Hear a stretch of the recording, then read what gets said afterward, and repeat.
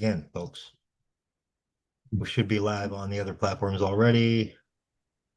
Just wait for Facebook to kick in. Welcome, everybody. Glad you're joining us tonight. And then I just gotta get the Telegram now. All righty. It's going to be a great show. I'm really looking forward to this. Yeah, this is gonna be a good one, folks. Good one, folks. Minnesota fraud. Massive Minnesota fraud Massive exposed. Minnesota fraud happening in real time, being exposed, being brought forward. All right, we are live on Facebook, Rumble, X, Twitch, and Telegram, as well as YouTube. So, folks, we got some breaking news today. We've got Minnesota fraud scandal erupts. And this is some fraud regarding the welfare system coming out of Minnesota. And we're going to start off with an article from the New York Times from a couple of days ago, from the 29th of November. And we're going to segue into the other segments and a couple videos and a couple expos, and then we'll talk about it. Thank you for joining us, everyone. Go ahead and give us a like and share or subscribe or follow, depending upon which platform you are on. And Okay. Delighted you could be here. Yes, exactly. How fraud swamped Minnesota social services system on Tim Walz's watch. Prosecutors say members of the Somali diaspora, a group with growing political power, were largely responsible. President Trump has drawn national attention to the scandal amid his crackdown on immigration. And we're going to let this automated reader read the article for us because it's a nice, soothing voice. Swamped Minnesota's social services system on Tim Walz's watch. This article is by Ernesto Londoño and read by an automated voice. The fraud scandal that rattled Minnesota was staggering in its scale and brazenness. Federal prosecutors charged dozens of people with felonies, accusing them of stealing hundreds of millions of dollars from a government program meant to keep children fed during the COVID-19 pandemic. At first, many in the state saw the case as a one-off abuse during a health emergency. But as new schemes targeting the state's generous safety net programs came to light, state and federal officials began to grapple with a jarring reality. Over the last 5 years, law enforcement officials say, fraud took root in pockets of Minnesota's Somali diaspora as scores of individuals made small fortunes by setting up companies that billed state agencies for millions of dollars worth of social services that were never provided. Federal prosecutors say that 59 people have been convicted in those schemes so far, and that more than $1 billion in taxpayers' money has been stolen in 3 plots they are investigating. That is more than Minnesota spends annually to run its Department of Corrections. Minnesota's fraud scandal stood out even in the context of rampant theft during the pandemic, when Americans stole tens of billions through unemployment benefits, business loans, and other forms of aid, according to federal auditors. Outrage has swelled among Minnesotans, and fraud has turned into a potent political issue in a competitive campaign season. Governor Tim Walz and fellow Democrats are being asked to explain how so much money was stolen on their watch, providing Republicans, who hope to take back the governor's office in 2026, with a powerful line of attack. In recent days, President Trump has weighed in, calling Minnesota a hub of fraudulent money laundering activity, and saying that Somali perpetrators should be sent back to where they came from. Many Somali Americans in Minnesota say the fraud has damaged the reputation of their entire community, around 80,000 people, at a moment when their political and economic standing was on the rise. Debate over the fraud has opened new rifts between the state's Somali community and other Minnesotans, and has left some Somali Americans saying they are unfairly facing a new layer of suspicion against all of them, rather than the small group accused of fraud. Critics of the Walz administration say that the fraud persisted partly because state officials were fearful of alienating the Somali community in Minnesota. Governor Walz, who has instituted new fraud prevention safeguards, defended his administration's actions. The episode has raised broader questions for some residents about the sustainability of Minnesota's Scandinavian-modeled system of robust safety net programs bankrolled by high taxes. That system helped create an environment that drew immigrants to the state over many decades, including tens of thousands of Somali refugees after their country descended into civil war in the 1990s. No one will support these programs if they continue to be riddled with fraud, Joseph H. Thompson, the federal prosecutor who has overseen the fraud cases, said in an interview. We're losing our way of life in Minnesota in a very real way. Surge of cases. The first public sign of a major problem in the state's social services system came in 2022, when federal prosecutors began charging defendants in connection to a program aimed at feeding hungry children. Merrick B. Garland, Attorney General during the Biden administration, called it the country's largest pandemic relief fraud scheme. The prosecutors focused on a Minneapolis nonprofit organization called Feeding Our Future, which became a partner to dozens of local businesses that enrolled as feeding sites. State agencies reimbursed the group and its partners for invoices claiming to have fed tens of thousands of children. In reality, federal prosecutors said most of the meals were non-existent, and business owners spent the funds on luxury cars, houses, and even real estate projects abroad. Behind the scenes, as federal investigators sifted through bank records and interviewed witnesses, they said they realized that the meals fraud was not an isolated incident. In September, prosecutors charged 9 people in 2 new plots tied to public funds meant for those in need. In one case, hundreds of providers were reimbursed for assistance they claimed to have provided to people at risk for homelessness, though federal authorities said services weren't provided. The program's annual cost ballooned to more than $104 million last year, the authorities said, from a budgeted projection of $2.6 million when it began in 2020. 2 of 8 people charged in the scenario have pleaded guilty. 6 others have pleaded not guilty and are awaiting trial. In another program, aimed to provide therapy for autistic children, prosecutors said providers recruited children in Minneapolis's Somali community, falsely certifying them as qualifying for autism treatment and paying their parents kickbacks for their cooperation. Prosecutors have so far charged one provider, Asha Farhan Hassan, 29, with wire fraud. They say she and business partners stole $14 million. Ryan Pasiga, Ms. Hassan's lawyer, said his client had entered the social services field with good intentions, but eventually began to submit fraudulent invoices. He said she intends to plead guilty. Ms. Hassan is of Somali ancestry, as are all but 8 of the 86 people charged in the meals, housing, and autism therapy fraud cases, according to prosecutors. A vast majority are American citizens by birth or naturalization. Mr. Pasiga, who also has represented other defendants in the fraud cases, said that some involved became convinced that state agencies were tolerating, if not tacitly allowing, the fraud. No one was doing anything about the red flags, he said. It was like someone was stealing money from the cookie jar, and they kept refilling it. A core voting bloc. Red flags in the meals program surfaced in the early months of the pandemic, but the money kept flowing.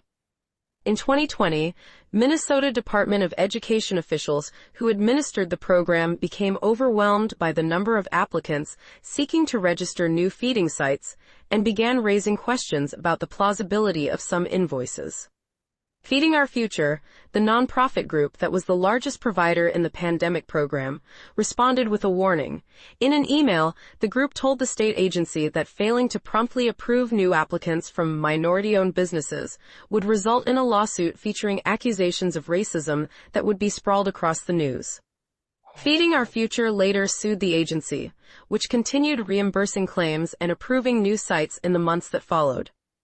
A report by Minnesota's nonpartisan Office of the Legislative Auditor about the lapses that enabled the meals fraud later found that the threat of litigation and of negative press affected how state officials used their regulatory power. Kasey Megan, a Somali American who formerly worked as a fraud investigator for the Minnesota Attorney General's office, said elected officials in the state, and particularly those who were part of the state's Democratic-led administration, were reluctant to take more assertive action in response to allegations in the Somali community. There is a perception that forcefully tackling this issue might cause political backlash among the Somali community, which is a core voting bloc for Democrats, said Mr. Megan, who is among the few prominent figures in the Somali community to speak about the fraud. As a trial in the meals fraud case was coming to a close last summer, an attempt to bribe a juror included an explicit insinuation about racism. Prosecutors said several defendants in the trial were found to have arranged to send a bag containing $120,000 to a juror, along with a note that read, Why is it always people of color and immigrants prosecuted for the fault of other people? Mr. Thompson, a career prosecutor who served as interim U.S. attorney for several months this year, and who declined to discuss his own political preferences, said he believed that race sensitivities had played a major role in the rise of fraud. As pandemic assistance was dispersed, the state was also reeling from the killing of George Floyd by a Minneapolis police officer in May 2020, he said. This was a huge part of the problem, Mr. Thompson said during an interview in the summer. Allegations of racism can be a reputation or career killer. Mr. Walz, Minnesota's second-term governor, who gained national attention last year as Kamala Harris' running mate in a White House bid, said this week that claims of racism did not hinder his administration's response to fraud. Mr. Walz has said that his administration may have erred on the side of generosity during the pandemic, as the state pushed out large sums of money quickly, seeking to keep Minnesotans housed, fed, and healthy. The programs are set up to move the money to people, Mr. Walz said in an interview. The programs are set up to improve people's lives, and in many cases, the criminals find the loopholes. Mr. Walz, who is seeking a third term next year, has created a new task force to pursue fraud cases, made it easier for state agencies to share information with one another, and announced plans for new technology including artificial intelligence tools to spot suspicious billing practices. The message here in Minnesota, Mr. Walz said, is if you commit a crime, if you commit fraud against public dollars, you are going to go to prison. Fraud has already become a central issue in a competitive governor's race. Lisa Demuth, a Republican and current Minnesota House Speaker, accused the governor of raising taxes while letting fraud run wild, in a video announcing her bid to replace Mr. Walz. In recent months, Mr. Walz's administration began shutting down the housing program altogether, acknowledging that it was riddled with fraud. Last month, the state hired an independent auditor to review claims for 14 other Medicaid-funded programs that the state said were at high risk of fraud. Greedy people and businesses have learned how to exploit our programs, James Clark, the Inspector General at the Department of Human Services, told lawmakers during a recent hearing. Fraud is the business model. The fallout. Years after the fraud cases first came to light, the issue has come under a harsh national spotlight amid the Trump administration's immigration crackdown. Mr. Trump last week denounced the Minnesota fraud cases on social media and simultaneously announced an end to a temporary legal status that allows several hundred Somali immigrants to live and work in the United States. His comments followed a report this month in the Manhattan Institute's publication, City Journal, in which Ryan Thorpe, a reporter, and Christopher Rufo, a conservative activist, said that money from Minnesota's fraud was funding al-Shabaab, a terrorist organization in Somalia. That claim emerged in 2018, but there has been no solid evidence to substantiate it, and none of the federal fraud cases have featured a link to terrorism. Over the last few days, in response to the shooting of National Guard members in Washington, Mr. Trump has again spoken of Somalis in Minnesota, saying they were ripping off our country. In Minnesota, Mr. Trump's remarks deeply unsettled Somalis. Dozens came to a Somali mall in Minneapolis over the weekend for a potluck and interfaith gathering where faith leaders decried Mr. Trump's statements. And in a news conference on Monday, Democratic elected officials pointed to contributions Somali leaders have made to Minnesota's political, economic, and cultural spheres. Several Somali Americans serve in the state legislature and other offices, while others have been honored for their entrepreneurship.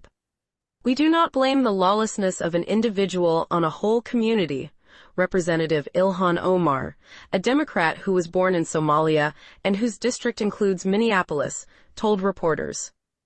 Somali residents were initially concentrated in a neighborhood near downtown Minneapolis with high-rises and Somali-run restaurants and shops, but over the years many have moved to the suburbs and elsewhere in the state.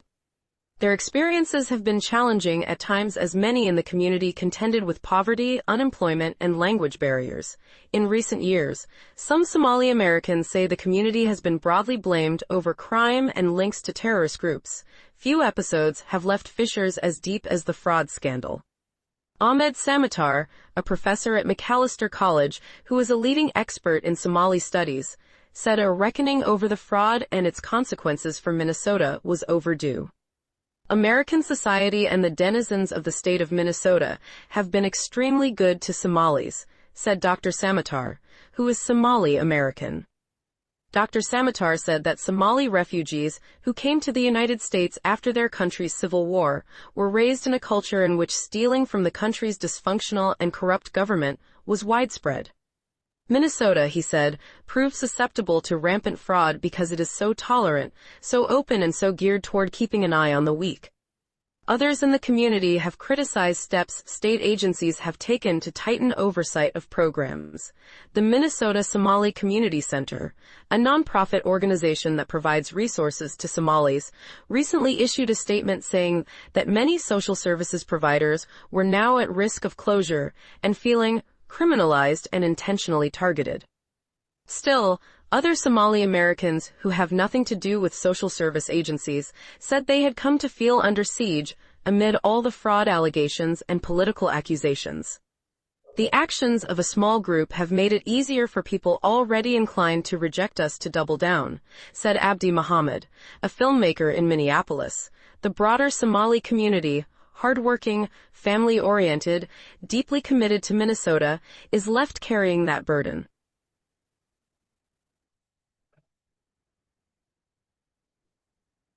You know, it would seem from that article.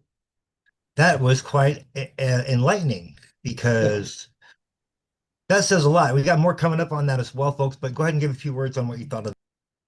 Yeah, I wanted to say it would seem, based on the information in that article, that Governor Tim Walz uh, simply wanted to be as generous as possible to the people that are needy and as um, open and welcoming as he could to the Somali community and other immigrants in his state. It would seem from that article that all of this was a kind of reasonable responses to a situation that developed there. And one can see how the culture from which those people came, which was one in which stealing from the government was kind of a normal thing because the government was so corrupt that everybody kind of knew get what you can because the government is stealing from the people all the time. But So that's still no excuse, though. I mean, they shouldn't no, be it's stealing things. not. But I It's can not. see why. Couldn't you It's just look at the one? rationale. Look at that one Somali statement where they said it almost seemed like they were trying to justify. Oh well, that makes sense to as to why they're doing it, but it's still fun. I mean, I think that there's a lot of flags that should have been looked at and weren't because they were because of Right. actions of being racist. But that's a problem. So you can't when you throw that word around when it's unwarranted, it does end careers and it does end freaking reputations. Right, right. And that it was a calculated Tactic assault against by those who used it, who were doing the fraud, to use for that doing the fraud. Yeah. People as a weapon to doing the freaking prevent fraud people from reporting it. calculated that by Is what it using seems that like, right? rationale and that argument, by pointing the finger and going, racist, racist, look over there, it's a racist, they could then be able to continue the fraud unhindered. And in fact, that sounds like exactly what they did do.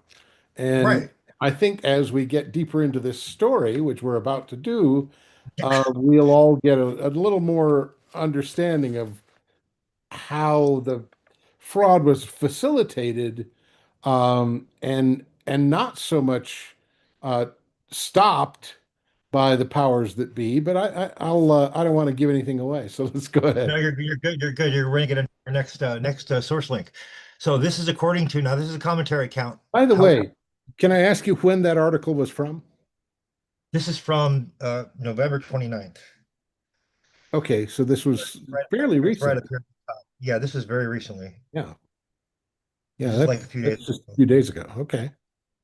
Yeah, November 29th, 2025, and updated November 30th. All right. Well, So I'd like to get some more information about this and round yeah, out our understanding. let's do that. So I'm going to show you guys. This is this is an account on Twitter. It's Minnesota Staff Fraud Reporting Commentary at Minnesota_DHS. Now it says it's a commentary account. That being said, I want to point out a couple things here that line up that could be accurate, and we don't know. This is according to this account on April 13th, 2023. Our original Twitter account was wrongfully closed due to oppression of speech at DHS. We will continue to start new Twitter accounts to share evidence of corruption and wrongdoing at our agency with the public. We need corruption to stop. We will not be silenced. And then if you go to their About section, it says, we are over 480 Minnesota state stewards serving with pride and commitment for our people and state. We strive for a better Minnesota. Commentary account. Joined April 2023. And if you go click on that, you see it's in the United States, and it was created in April 2023, and only username change was April 2023. So that lines up with what they're clarifying. I mean, it's not uncommon for whistleblower accounts to do that kind of shit. I mean, I use a pen name myself, and I put that right on my bio. Stephen Phillips is a pen name for just for an analogy. So let's get into the actual post they made regarding this fraud, because they link this New York Times article, which we just went over and read. And Now, this paints a little different picture. yeah, it paints a little bit different of a picture, and it's allegedly this group of whistleblowers from Minnesota DHS putting their 2 cents in and what they experienced. Yeah. And we'll leave it up to you, the reader, to decide whether or not you believe it's legit. Tim Walz is 100% responsible for massive fraud in Minnesota. We let Tim Walz know of fraud early on, hoping for a partnership in stopping fraud, but no, we got the opposite response. Tim Walz systematically retaliated against whistleblowers using monitoring, threats, repression, and did his best to discredit fraud reports. Instead of partnership, we got the full weight of retaliation by Tim Walz, certain DFL members, and an indifferent mainstream media. It's scary, isolating, and left us wondering who we can turn to. In addition to retaliating against whistleblower, Tim Walz disempowered the Office of the Legislative Auditor, allowing agencies to disregard their audit findings and guidance. Media and politicians supporting Tim Walz or the DFL agenda attacked whistleblowers who were trying to raise red flags on fraudulent activities. This is a cascade of systemic failures leading up to Tim Walz. Agency leaders appointed by Tim Walz woefully disregarded rules and laws to keep fraud reports quiet, even to the extent of threatening families of whistleblowers. These same leaders are not qualified for their jobs, instead getting leadership jobs via Tim Walz's friendship, so state government were left floundering. DFL lawmakers refused to acknowledge fraud and deflected any serious conversation to stop fraud. Biased mainstream media such as WCCO and NPR showed absolutely no interest in covering fraud happening in our own state. Programs, especially in behavioral health and disability services, were built without any guardrails against fraud, all in an attempt to extract more funding from legislature and the federal government. As staff, we firsthand witnessed and observed fraud happening, yet we were shut down, reassigned, and told to keep quiet.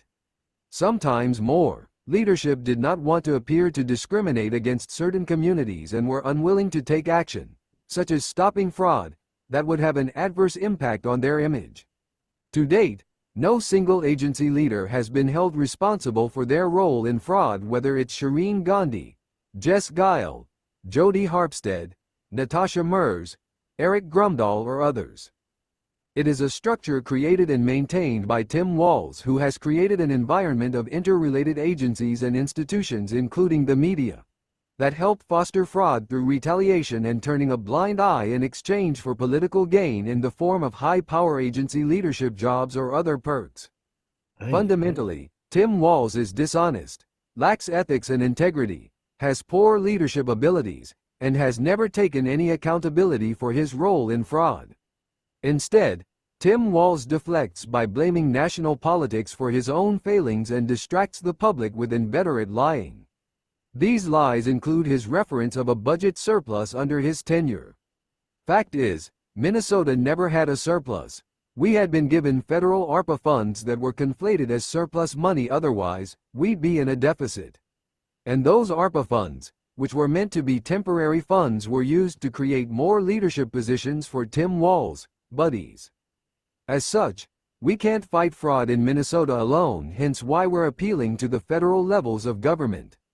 We need all the help we can get, as Tim Walz's agency leaders have upped their brazen approach in covering up their knowledge of fraud. We are grateful to numerous solid politicians, especially the Fraud Committee, and media outlets who are trying to halt fraud. We are also grateful to other whistleblowers who are bravely stepping up. Thank you, NY Times, for bringing the plight of Minnesota to the national stage. And they basically quoted that article that we quoted a X post or that somebody else did. So they quoted it. And this is the original post was by Dustin Grage, and that was the New York Times article we just read. So there's that. And then we have this post from November 24th by News Nation at 5:02 p.m. This is about 3 minutes and 34 seconds. I want to get into this, and then I want to play the last video, and then we'll talk about it. Did money from Minnesota taxpayers earmarked to feed hungry children wind up in the hands of a Somali terrorist group? The allegations center around a massive welfare fraud case being brought in Minnesota. A 78th defendant was charged just today. And now reports are coming out that some of the stolen money ended up in the hands of Al-Shabaab, Somali group. In response, President Trump says he intends to end deportation protections for about 700 Somali nationals in Minnesota, calling Minnesota a, quote, hub for Somali gang networks, though he's provided no evidence for that. So what are the facts on the ground? Investigative correspondent Rich McHugh is at the federal courthouse in Minneapolis, Minnesota for us tonight. Rich, what are you learning?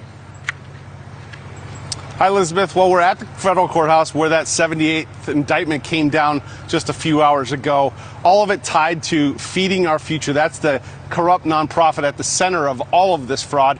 We spoke with current and former federal sources, and they tell us billions have been stolen since 2019, that Minnesota is just riddled with fraud, and that a lot of this money goes back to Somalia, and a cut of all that money has gone to the Al-Qaeda-linked terror group Al-Shabaab. But I want to reset this for viewers because it's complicated.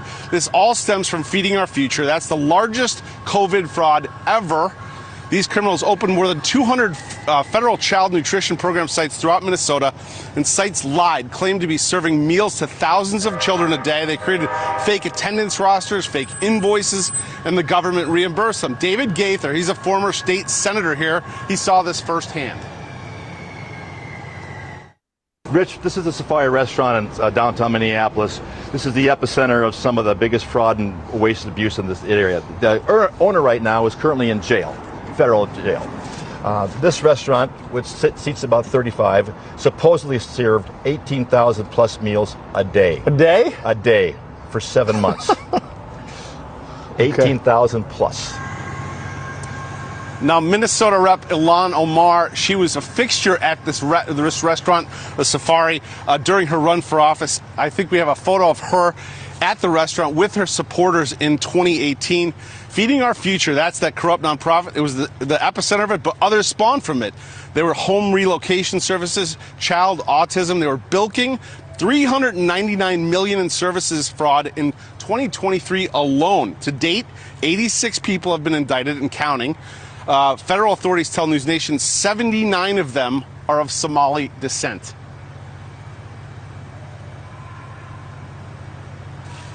We've been holding accountable those that are perpetrators of the crime, but we are not holding accountable those that created the opportunity to have those perps do what they did. And that would be? The policymaker, the Attorney General, and the administration. Now, federal sources that we've spoken to, several of them, said the same thing to me, Elizabeth. They say there's a saying in the Somali community here that when it rains in Minneapolis, umbrellas go up in Mogadishu. That just about sums it up. Back to you. Wow, almost 100 people charged in this scheme so far. Rich McHugh reporting in Minneapolis. Thanks so much. So we had that, and then we have this. And this was posted November 30th by Eric There was a Doherty passenger disturbance on a JetBlue on X. Just in, Tim Walz is dodging accountability for the mass Somalian fraud stealing millions or billions of dollars from Minnesota taxpayers. It's not just Somalis. Minnesota is a generous state. We attract criminals. We don't demonize an entire community. It's lazy. He's responding to Donald Trump's post. He's claiming that Donald Trump is blaming the entire Somali community. Well, clearly he's not. He's talking about that fraud case we just freaking watched on Facebook. In my opinion, I think it's ridiculous how he's trying to spin this and say, oh, it's Donald Trump's fault. Get the fuck out of here, dude. I'm so sick of people using that as their justification. Oh, it's racism. Get the fuck out of here, dude. Not everything is fucking racist. Dozens of people of East African descent have been charged, convicted, and sentenced for stealing more than $1 billion in taxpayer money from government programs during COVID. As you know, Governor, that is more than Minnesota spends each year to run its Department of Corrections. So I want to give you a chance to respond to this. Do you take responsibility for failing to stop this fraud in your state? Well, certainly I take responsibility for putting people in jail. Governors don't get to just talk theoretically. We have to solve problems. And I will note, it's not just Somalis. Minnesota is a generous state. Minnesota is a prosperous state, a well-run state. We're AAA bond rated, but that attracts criminals. Those people are going to jail. We're doing everything we can. But to demonize an entire community on the actions of a few, it's lazy. Dozens of people of... So we have that. And that's his response. So he's trying to deflect. It's consistent with what we're seeing, what was said in the freaking New York Times article. It seems like he's deflecting to me, in my opinion. I think it's a little bit sketchy that you're not, that's your answer when you're asked, do you take responsibility for something? I mean, obviously it falls on you. You're the leader of that state. You are the governor of that state. According to your logic, everything's Donald Trump's fault because he's the president, right? But he doesn't control the state laws. Well, you also have the that middle set of data that we got from ostensibly from Minnesota agency personnel who said, we see the fraud going on, we report the fraud, and Tim Walz has set up a big machine to shut us down so that we don't get anywhere by reporting the fraud. Nothing is done. And there's that factor to consider. Now, is that a source we can trust? What? We don't know. I can't say. The fact that they got shut down, had to open another account, and they're going to an awful lot of trouble to create something. Sure, could it be some kind of right-wing activist group that's trying to sabotage? Possibly. Yeah, sure, possibly. But you have to make an awful lot of, you have to stretch awful far to try to make that rational. And generally in this kind of thing, the answer that really is obvious tends to be the one that's true. Well, Occam's razor, for example, and I want to make a distinction. It was a commentary account, not a parody account. There's a difference. Right. And the other thing is, Tim Walz is trying to spin this like, oh, well, there's all kinds of criminals. Yeah, there's lots of criminals. Well, okay, that's fair enough. That's true. There's criminals in all races. There's criminals in all kinds of people. But this particular set of circumstances discussed 85 perpetrators of crimes that were facing, alleged perpetrators of crimes that were facing court for their crimes of stealing money from the government and redistributing it, some of it apparently going to Somalia, some of it apparently ending up in the hands of terrorists. But out of those 85, 79 of the perpetrators were Somalian. And that's a huge red flag.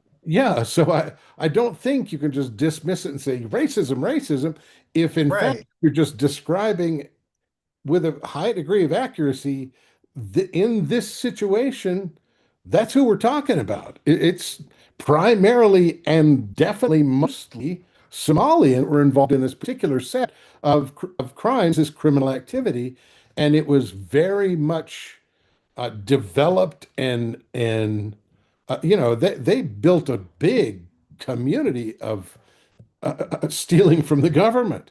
And then we have the fact that they discuss the reality that apparently in Somalia, stealing from the government is kind of not that unusual. And if you come from a culture where something is accepted, then it may be easier to accept doing that same thing in a new culture that you're new to. Now, that's not to say I don't want to be I don't want to be I'm not saying, nor do I want anyone to suspect that I'm saying or say that I'm saying that Somalians are bad people. Right, But because we're not saying all Somalians no, or I anything like believe that that, there's but probably probably some people may trying to spin it that way, but that's not what we're yeah, saying. but that's not what we're saying. And I believe that, I have met Somalians that were beautiful people that I really liked and honor them for their integrity. And so I know personally from my own personal experience that there are Somalians that are really very good people. And I mean, I'd And say and I've met some Muslim hold my people that are wallet. very good people too. Like I've had Muslim friends that are very good people. That I've met that have integrity. And like so, I don't oh all of a sudden we're people wouldn't want to label us, oh, we're racist or Islamophobe. No, not at all. Not at Freaking, all. I have friends from all walks of life. And I interact with everybody, and I respect everybody's beliefs. And I know people who are from all walks of life. So it's like the idea that you're gonna freaking, oh, you're just racist. Well, where's your freaking your life experience and your nuance of life? Come on. Right. And Not everything is racist. no, it's not. And if in fact we're talking about a specific set of crimes and a specific group of criminals and they share certain characteristics, then it is not racism to describe, well, The that's facts of the case. that's actually the case. The This facts of is the case. this is We're just members being of the Somalian community. I got nothing against people in the Somalian community. Some of them I know and love, and that's the truth. But apparently this criminal element is very strong in Minnesota, and it's also very strong among the Somalian community. And I'm sure that the honest Somalians would love to get that criminal element out of there out of because the it makes community. them all look Absolutely. bad. It Right. will cause people to look at Somalians with It's like suspicion it's like the when they difference don't between deserve it. The it's ones it's that it's don't like the deserve it. difference between it's the same analogy with it's like the difference with the between the legal migrants who come over here the legal way and wait the 10 years and go through the process and then become legalized and naturalized citizens like my neighbors, and how they feel about those coming over the border undocumented and Unvetted, and undocumented. slap in the face. And here's one perfect example. Not too long ago, about a year ago, I was helping my neighbor's wife, the one whose wife and son I helped not become naturalized citizens by doing their legal paperwork, their immigration paperwork and the translation paperwork for that documentation. And he had me helping writing to HR, to human resources of her, where the place she worked. She worked at China Poblano in a restaurant in I think it was the Cosmopolitan here in Vegas, and all of the her employees were freaking undocumented migrants, and she was the only naturalized citizen that was working there, and they were bullying her and freaking and were targeting her, and oh my God, they were two of the employees were sleeping with each other that were her bosses. And so we went through a big rigmarole trying to get her, get her justice and her right, get her your rights upheld as far as her work or her right to work. And she ended up leaving that job because they wouldn't do anything. And now she works at a much better job that she's happier at. But And then it's the same analogy, and then we also have a certain degree, apparently, it appears from this story and from the information that we've got at this point in time, it appears that allegedly there is a level of turning a blind eye to the corruption that's going on that is, Right. well, absurdly high, if you're asking my opinion. I think it's absurd that this kind of corruption could go on. People that see it firsthand because they're in agencies that are involved are raising their hand and say, excuse me, there's corruption, there's major corruption going on here. We need to do something to stop it. And those people are shut down. Those people are ostracized. Those people are threatened that are saying, hey, we need to stop this corruption. And so they then go to the internet and say, hey, folks, just letting you know, because the people that are supposed to enforce these laws don't seem to give a damn. They're pushing back on us for telling the truth of what we're seeing with our own eyes, what our own experience is, and how the world really is. We're saying there's corruption, and they're saying, shut up, or you're going to have consequences. So it would appear that the corruption is something that Yeah, actually absolutely. reaches into the governmental systems that are in place in that state. And we need to look at that as Americans. We are the It's people, and funny. the people are supposed to be running this country. I think it's telling. I think it's telling that the ones who are actually instigating the systemic problems in our government or advocating for them are the ones also crying systemic racism. Don't you find that a little ironic? Doesn't it seem Oh a yeah, little and bit like that's how they shut to up you? the opposition. That's what they said when they said you need to shut up was, oh, you're racist. Get out. Right. That's what I was getting at. That's what I was getting at. So it begs the question, we need to just take a step back and really look into this without taking any emotional triggering responses that may trigger you ourselves emotionally. We have to remove our emotions from the equation to be objective about this. And when you start lobbing accusations, that's highly charged and it gets people really emotional. And I would ask everybody to take a step and stop and consider your emotional thing with a clean, cold, logical eye, like any investigator would. Right. Look at Look it at the facts. I mean, if and Because I we think can't about afford this, to I have think, this kind of fraud going on. And if it's going on, we also need those leaders in power who are responsible for allowing this fraud, whether knowingly or unknowingly, and especially if they're knowingly doing it, they need to be held accountable. And I don't give a fuck if they're the governor of fucking Minnesota or not. I want fucking justice. I'm so sick and tired of seeing the people at the top not be fucking held accountable, whether it be I on the know, left or the fucking. I know. And you cannot say that individuals who suppress whistleblowers have clean hands at all. They're involved. Right, They need to be prosecuted for that suppression of the right. truth that was brought forward. And those people that, it's like but it's not uncommon. I mean, this happens at the federal level. Look at It does. the It does. I crime. mean, none of the federal whistleblower laws have really been enforced for decades either. I mean, it's like just look at fucking what happened to Snowden. Yeah, Edward Look at Snowden. what happened to Snowden.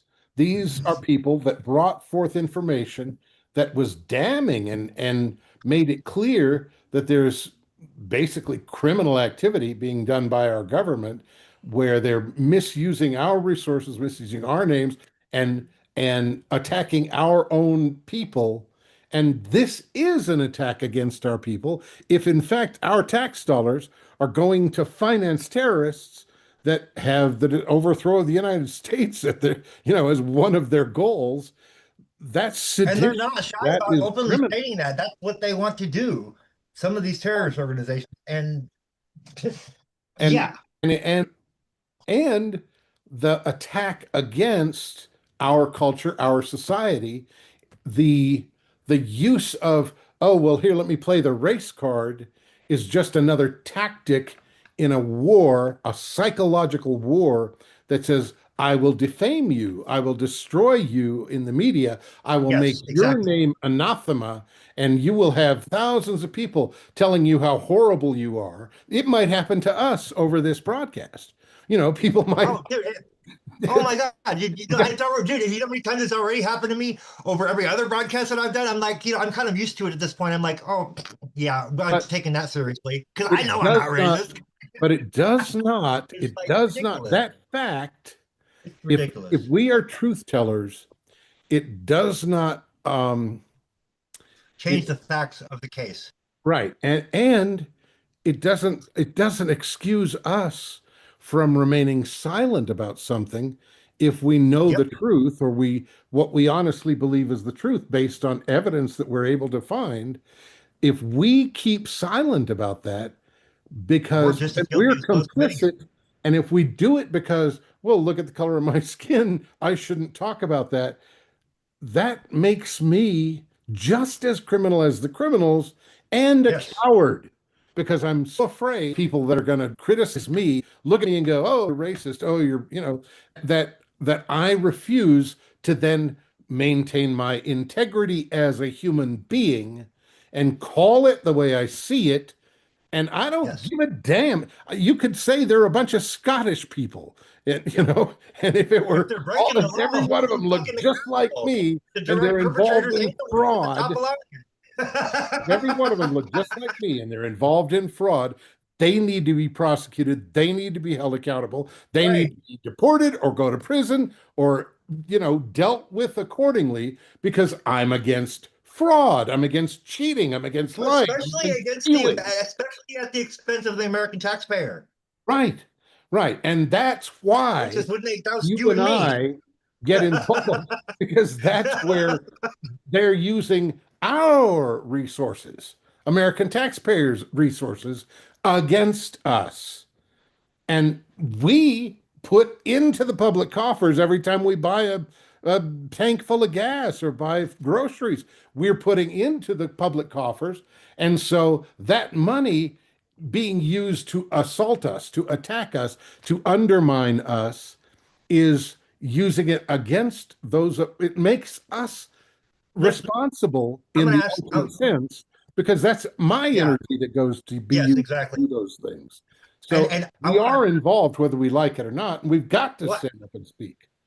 Absolutely. Absolutely. And to dovetail what you just, I want to hark back to one of the original sayings and slogans of our early colonies of America, and that was no taxation without representation.